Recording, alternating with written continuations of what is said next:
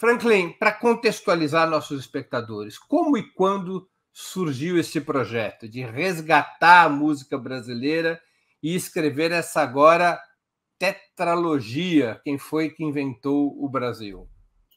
Olha, é uma coisa que surgiu há muito tempo atrás. Eu, no final dos anos 1990, que foi 97, 98, eu comecei a fazer um site sobre política.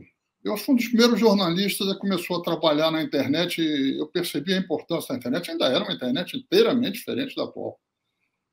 Mas eu tinha esse site e o site eu botava minhas colunas, botava meus comentários, etc. e tal.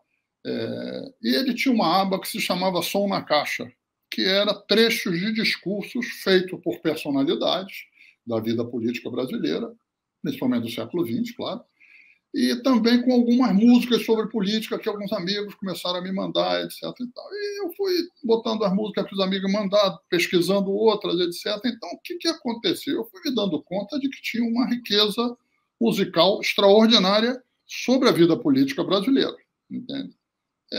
E acabei aquilo. Eu costumo dizer que reportagem é feito cachaça, entende? Quer dizer, você entra, daqui a pouco você nem se dá conta mais, mas você vive em função daquilo e tal. Então eu comecei em 97, em 2015, eu lancei a trilogia Quem Foi que Inventou a República, Quem Foi que Inventou o Brasil, sobre o período da República.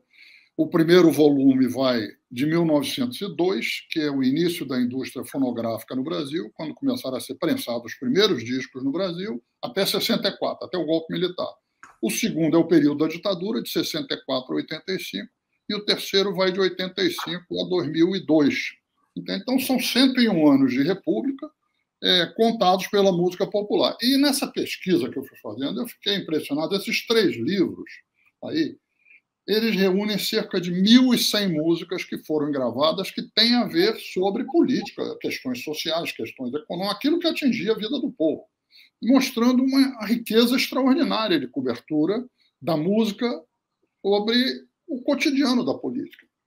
E eu me dei conta de que a nossa música, em grande parte por causa do carnaval, a nossa música tem uma tradição de crônica da vida política, diferente de outros países. Em outros países, por exemplo, a França na Revolução Francesa, a França na Comuna de Paris, os italianos durante a guerra, os espanhóis durante a Guerra Civil Espanhola, no tempo do Allende no Chile, você vai pegando, num período de grande confronto, tem muita produção musical sobre política. Mas aí, quando um dos dois lados ganha, entende? Isso amortece. O México, então, é uma produção extraordinária, a Revolução Mexicana e tal. Mas quando um dos lados ganha, elas são músicas do período de confronto. Não é que não existam músicas do outro período, mas a concentração está ali. No Brasil, nós tivemos também um período assim, o período da ditadura é muito nítido, uma produção musical riquíssima, intensíssima, sobre tudo, que por variados meios, etc. e tal. Mas tinha uma outra coisa, mesmo quando não tinha grande coisa, você tinha uma cobertura sobre política. E acho que a marchinha do Lamartine Babo, Quem Foi que Inventou o Brasil, ela define muito isso. É uma marchinha de 1934, uma marchinha do Carnaval, e ele diz: quem foi que inventou o Brasil? Aí ele responde: foi seu Cabral, foi Peri e Ceci, foi Ioiô e Iaiá. Quer dizer, ele está dizendo, foram os portugueses, os europeus, etc., foram os indígenas, foram os africanos, e ele, é curioso o que ele diz, quando ele faz a marchinha, ele diz que descobriram o Brasil em 21 de abril. O Brasil não foi descoberto em 21 de abril, foi descoberto em 22. Carnaval tem muito erro na música, e esse é tradicional também. Aí ele fala que aquele outro ano, ele pega os fatos do ano anterior, ele diz que o ano anterior tinha sido muito importante por causa da Severa e do cavalo Mossoró. Entende? Mossoró foi quem ganhou o Grande Prêmio Brasil, o primeiro Grande Prêmio Brasil da história, foi em 1933, e todo mundo achava que ia ganhar um cavalo argentino. O uruguaio, que era o primeiro Grande Prêmio Brasil de Grande cavalo. Prêmio Brasil, de cavalo, Grande Prêmio Brasil de cavalo. E ganhou o Mossoró, um cavalo pernambucano, entende? Um tordilho, foi uma surpresa, o hipódromo veio abaixo, etc. E a Severa, o que era a Severa? Eu fui pesquisar, a Severa era uma fadista, mas que tinha morrido em 1830 e tanto em Portugal. O que ela estava fazendo ali?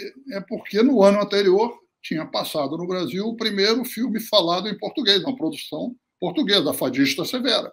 Então, tinha sido um sucesso extraordinário e entrou também na marchinha. Eu estou mostrando isso, é o seguinte, a marchinha que ele está falando é uma crônica, não de acontecimentos políticos, mas é uma crônica. Nós temos essa tradição. Bom, então, daí a riqueza monumental, não existe eleição presidencial, não existe disputa política importante, sempre tem uma música sobre isso. Eu até fiquei muito impressionado que eu não achava uma música sobre a greve de 17. Não havia música. E isso era uma lacuna. E depois eu fui, agora nessa pesquisa, descobri a música sobre 17, escrita por um sargento, um tenente da Força Pública de São Paulo, numa revista de acontecimentos, onde é um diálogo entre o soldado e a greve, onde a greve peita o soldado, a greve é uma mulher, entende? Mas isso nunca foi gravado, porque a indústria fonográfica nessa época no Brasil só existia no Rio. Só a partir de 20 e tantos que ela foi existir em São Paulo também. Então, isso ficou lá, mas teve produção musical também sobre isso.